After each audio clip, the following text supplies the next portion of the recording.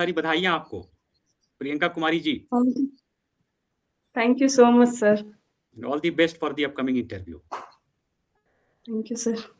इससे पहले आप इंटरव्यू दी हैं, प्रियंका कुमारी जी? नहीं सर, ये मेरा फर्स्ट मेंस था और पहला ही इंटरव्यू कॉल है। Very good, very good. आप तैयार हैं इंटरव्यू के लिए, मॉक इंटरव्यू के लिए? Yes sir. शुरू करें? Yes sir. चलिए, अपना परिचय दें। सर, मेरा नाम प्रियंका कुमारी है। मैंने अपने स्कूलिंग पूर्णिया से ही की है, ब्राइट करियर स्कूल से, और उसके बाद मैंने अपनी ग्रेजुएशन हेरम्बा चंद्रा कॉलेज से की है, जो कि कलकत्ता यूनिवर्सिटी के अंदर आती है। और मैंने ग्रेजुएशन 2018 में कंप्लीट किया और मेरी हॉबी कुकिंग है। अच्छा, आपका ग्रेजुएशन में कौन सा सब्जेक्ट था? सर, अकाउंटिंग था मेरा, अकाउंटिंग ऑनर्स किया है मैंने। Please tell about the syllabus of the graduation subject. Sir, accounting honours था, उसमें बिजनेस मैथमेटिक्स था और उसके अलावा इकोनॉमिक्स का भी पार्ट था उसमें। कुछ ऑथर्स का नाम बता दीजिए, आपने जिनकी किताब पढ़ी थी।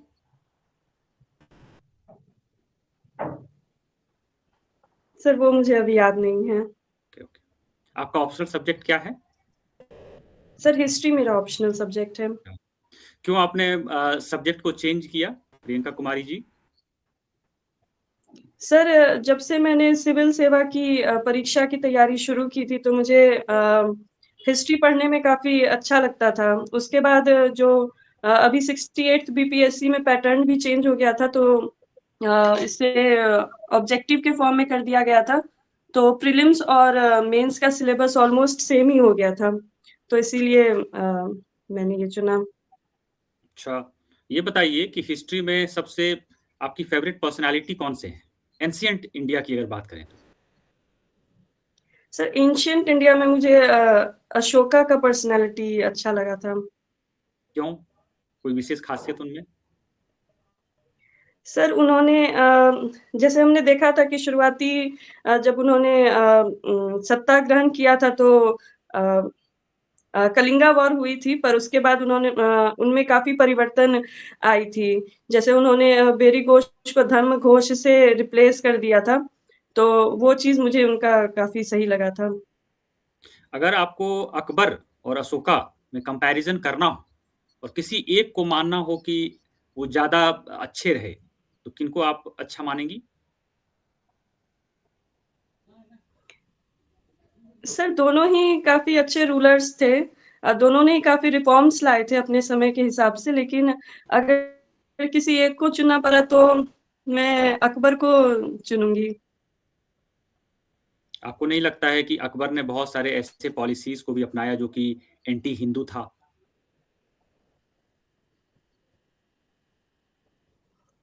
सर, मुझे नहीं लगता है कि अकबर ने एंटी हिंदू कदम उठाए थे, क्योंकि अगर हम देखें तो उन्होंने जैसे उनकी वाइफ जो थी जोधा बाई, उनको अपने पैलेस में ही एक अलग से मंदिर बनवा करके दिया था उसका पूजा पाठ करने के लिए। तो इससे ये नहीं लगता है। उसके बाद अगर हम देखें तो उन्होंने इबादत खाना भी बनवाया था और एक यूनिवर्सल ब्रदरहुड की भी बात कही थी उन्होंने, सुलह ए कुल से। तो इन सब से ऐसा नहीं लगता है कि वो एंटी हिंदू थे। यह बताइए कि भारत का जो पार्टीशन हुआ 1947 में, तो क्या आपको लगता है कि जो इंडियन नेशनल मूवमेंट था उसका फेल्योर था? सर, पार्टीशन जो हुई थी, तो उसे रोकने के लिए काफ़ी प्रयास किए गए थे, लेकिन उस समय पे ये इनएविटेबल हो गया था। तो इसीलिए मुझे लगता है कि पार्टीशन उस समय के हिसाब से करना एक सही निर्णय था। अच्छा। नहीं तो और भी जैसे हमने कम्युनल राइट्स देखे थे, तो वो काफ़ी ज़्यादा हो सकता था, काफ़ी लार्ज स्केल पे। तो उसे रोकने के लिए ऐसा कदम उठाया गया था। अच्छा, आप भारत जो आज़ादी के समय था और अभी जो भारत है 2023 में, तो दोनों में क्या अंतर देखते हैं? कोई 3 अंतर आप बताइए। सर, आज़ादी के समय पे लिटरेसी रेट हमारी काफ़ी कम थी। अभी लिटरेसी रेट उसके तुलना में काफ़ी बेहतर हो गया है। उसके अलावा अगर देखें तो तभी एग्रीकल्चर सेक्टर पे काफ़ी ज़्यादा फ़ोकस था हमारा। लेकिन अभी हम देखें तो हमारे जीडीपी में जो सेकेंडरी और टर्शरी सेक्टर की जो कंट्रीब्यूशन है वो काफ़ी ज़्यादा बढ़ गई है। और अगर तीसरा हम देखें तो इंफ्रास्ट्रक्चर में सर काफ़ी इम्प्रूवमेंट हुआ है उस समय की तुलना में। इंफ्रास्ट्रक्चर एंड अर्बनाइजेशन में। ठीक है। यह बताइए कि बिहार क्यों इतना बैकवर्ड स्टेट है? आप जो भी रिपोर्ट देखती हैं, तो उसमें आपने एक चीज़ देखा होगा कि लगभग सारे जो इंडिकेटर्स आते हैं, जो इंडेक्स आते हैं, उसमें Bihar is one of the most backward states. Why so? Sir इसके काफ़ी सारे कारण हैं। अगर हम देखें तो सबसे पहले सर यहाँ की लिटरेसी रेट काफ़ी कम है। 2011 के सेंसस में भी ऐसा पाया गया था और फिर अभी मिनिस्ट्री ऑफ एजुकेशन की लेटेस्ट रिपोर्ट आई थी, उसमें भी पाया गया था कि बिहार इंडिया में सबसे पीछे रहता है लिटरेसी रेट में। उसके अलावा सर यहाँ पे जो इंडस्ट्रियल जो ग्रोथ है वो काफ़ी कम है, अगर हम पूरे इंडिया से कंपेयर करें तो। तो ये 2 कारण मुझे लगता है मुख्य रूप से हैं। अंतिम प्रश्न आपसे कि बिहार में इंफ्रास्ट्रक्चर को बेहतर करने के लिए क्या आप सजेस्ट करेंगी?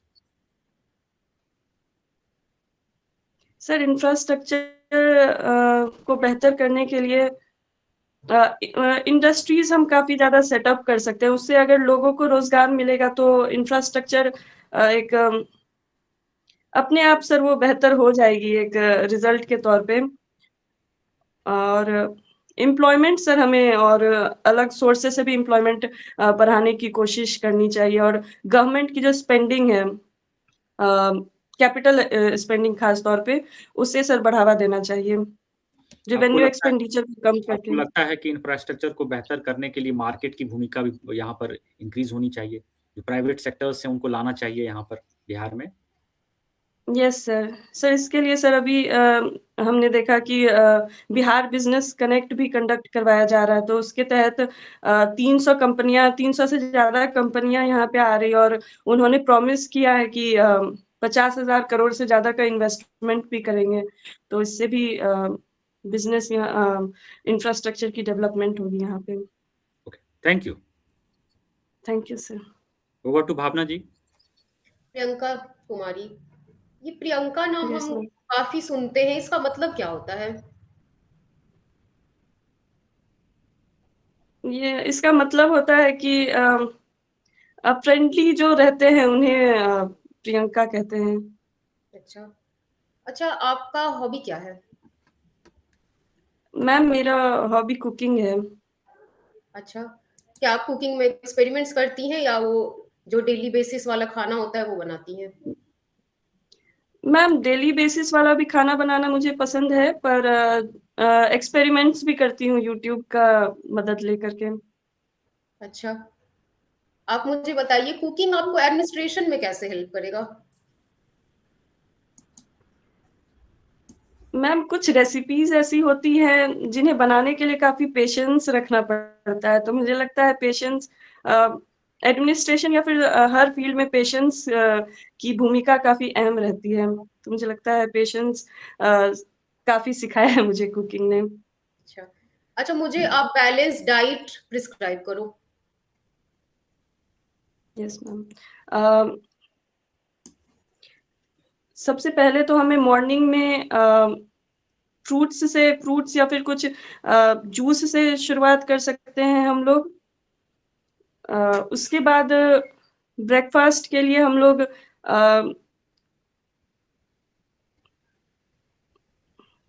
ब्रेकफास्ट के लिए कुछ लाइट ब्रेकफास्ट रख सकते हैं, जैसे कि साउथ इंडिया में जो ब्रेकफास्ट यूज किए जाते हैं, इडली डोसा, इनमें मसालों का प्रयोग काफी कम किया जाता है, तो इन्हें हम रख सकते हैं। उसके अलावा अगर हम दोपहर का देखें तो उसमें जो हमारी स्टेपल फूड है मुझे लगता है वो काफ़ी सही है। उसमें अगर हम देखें तो कार्बोहाइड्रेट्स हमें चावल से मिलता है, उसके अलावा प्रोटीन हमें दाल से मिलता है और सब्जियों से हमें फाइबर या फिर और भी विटामिन्स मिलते हैं। तो मुझे लगता है जो इंडिया का जो स्टेपल फूड है वो मुझे लगता है कि वो सही है, वो काफ़ी बैलेंस्ड है। और रात के लिए जो हम रोटी, सब्ज़ी इसके अलावा हम दूध भी पी सकते हैं, तो ये मुझे लगता है एक बैलेंस डाइट होगा। अच्छा, बैलेंस डाइट होता क्या है? बैलेंस डाइट उसमें जो भी हमारे विटामिन्स, मिनरल्स, न्यूट्रिएंट्स की रिक्वायरमेंट होती है, तो वो हमारे उस फूड से फुलफिल हो जाना चाहिए, ऐसा फूड हम कंज्यूम करें। अच्छा। अच्छा, ह्यूमन बॉडी के लिए प्रोटीन रिक्वायरमेंट पर डे कितना है? मैम ये वेट के हिसाब से तय होता है, जितना वेट होता है उस रेशियो में उनकी प्रोटीन की रिक्वायरमेंट होती है। क्या ये जेंडर पे भी डिपेंड करता है? मैम एक मिनिमम लेवल होता होगा, पर मुझे अभी उसके बारे में नहीं पता है। अच्छा, आपका ऑप्शनल क्या है? मैम हिस्ट्री मेरा ऑप्शनल है। अच्छा, ये हड़प्पा सिविलाइजेशन आपने सुना होगा, उसको अर्बन सिविलाइजेशन क्यों कहते हैं? मैम उसमें जो कंस्ट्रक्शन जो था, जो एक टाउन प्लानिंग थी, वो काफी प्लान्ड वे में की गई थी। अगर हम ब्रिक्स के साइज देखें तो ऑलमोस्ट सभी घरों में एक समान के ब्रिक्स यूज किए गए थे। सब घरों में ड्रेनेज सिस्टम थी एक प्रॉपर कनेक्टेड, और मुझे लगता है प्लानिंग की वजह से उसे अर्बनाइज्ड सिविलाइजेशन कहा जाता है। क्या आप इसके बारे में श्योर हैं? सिर्फ प्लानिंग की वजह से? मैम अभी जो हम देखते हैं अर्बनाइजेशन, उससे काफी उसकी सिमिलैरिटी है।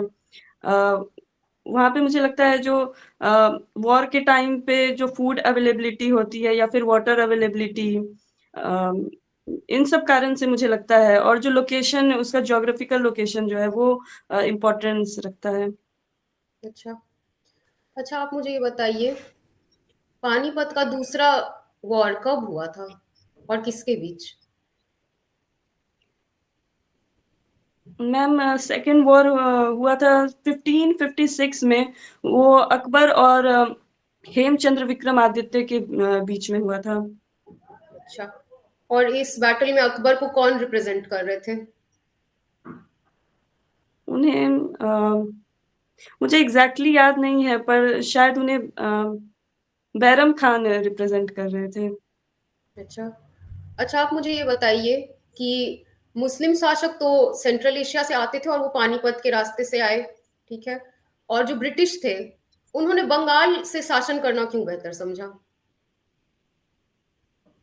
मैम बंगाल की जो प्रॉक्सिमिटी है वो बे ऑफ बंगाल से ज्यादा है, तो मुझे लगता है कि उनका एक नेवल सुपीरियोरिटी था, उसके वजह से उन्होंने इस रास्ते को चुना। और दूसरा ये भी कारण है कि उन्होंने पहले वहां पे ट्रेडिंग सेंटर्स बनाई थी, उसके बाद उन्होंने वहां से शासन शुरू किया था, तो ये दोनों कारण मुझे लगता है। अच्छा, अभी हाल ही में एक टर्म आया है न्यूज में, एनार्को कैपिटलिज्म, क्या है ये?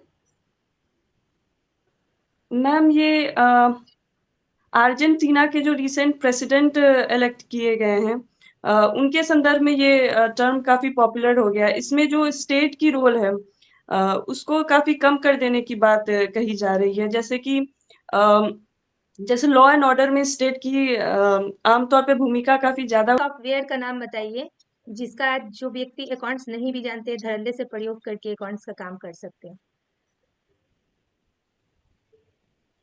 मुझे लगता है एमएस एक्सेल के थ्रू काफी कार्य किया जाता है अकाउंटिंग का। चलिए, आप हमें ये बताइए कि आपका सर्विस प्रेफरेंस क्या है? मैम फर्स्ट पे बीपीएस है, उसके बाद बीएस, और उसके बाद एसटीएसी है थर्ड नंबर पे। आप डीवाईएसपी क्यों बनना चाहती हैं, कोई खास वजह? मैम मुझे बचपन से ही पब्लिक सर्विस का काफी शौक रहा था। मैं खुद भी एक इमोशनल पर्सन हूँ, और मुझे लोगों के प्रॉब्लम्स को दूर करने का अगर कुछ मौका मुझे मिलेगा तो मुझे काफी अच्छा लगेगा। और एक मेरे पिताजी आर्मी में रहे हैं, तो एक वर्दी के प्रति मेरा प्रेम बचपन से ही रहा है। तो ये दोनों कारण हैं जिससे कि मैंने डीवाईएसपी को फर्स्ट प्रेफरेंस दिया। अगर आप सेलेक्ट होती हैं तो क्या करेंगी? महिलाओं के लिए खासकर आप क्या करेंगी? कुछ यूनिक आइडिया? मैम अगर हम देखें तो वुमेन जो है या फिर जो गर्ल्स हैं, वो जो भी ट्यूशन इंस्टीट्यूट या फिर स्कूल्स जहाँ जाती हैं, वहाँ पे ईव टीजिंग ऐसी हरकतें काफ़ी ज़्यादा की जाती हैं। तो इसके लिए जो स्कूल आवर्स होंगे या फिर जो ट्यूशन आवर्स होंगे शाम के टाइम पे, उस समय पे पुलिस की पेट्रोलिंग ज़्यादा की जा सकती है ऐसी एरियाज़ में, ताकि वो सेफ और सिक्योर महसूस करें। तो ये स्टेप मैं लेना चाहूँगी। या फिर रिसेंटली जैसे हमने पूर्णिया में देखा था कि एक मोटर बाइक कॉर्प स्थापित की गई थी, जो कि रात में पेट्रोलिंग करेगी, खास करके गलियों में। तो मुझे लगता है इन सब चीज़ों से जो वुमेन सिक्योरिटी है और वुमेन एम्पावरमेंट, उसको बढ़ाया जा सकेगा। कोई ऐसा कानून बना है हमारे देश में जिसे हर वर्क प्लेस पे जहाँ 10 से ज्यादा महिलाएं हैं लागू करना है? कौन सा ऐसा कानून है?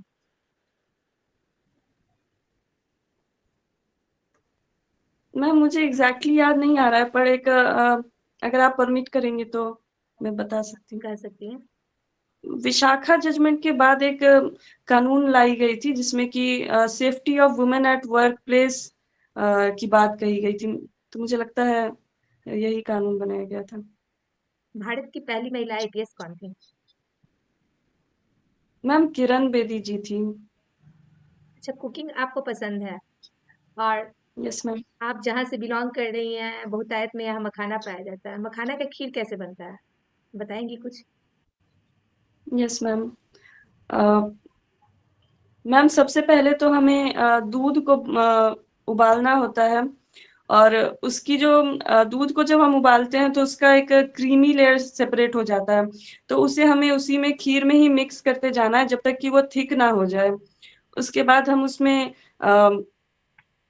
चीनी ऐड कर सकते हैं, और लास्ट में हम मखाना को घी के साथ फ्राई करके डाल सकते हैं टेस्ट को इन्हांस करने के लिए, या फिर हम उसे नॉर्मली भी उसमें डाल सकते हैं खीर में। चलिए, प्राचीन भारतीय इतिहास की कोई ऐसी घटना बताइए जिसने इतिहास की दिशा बदल दी।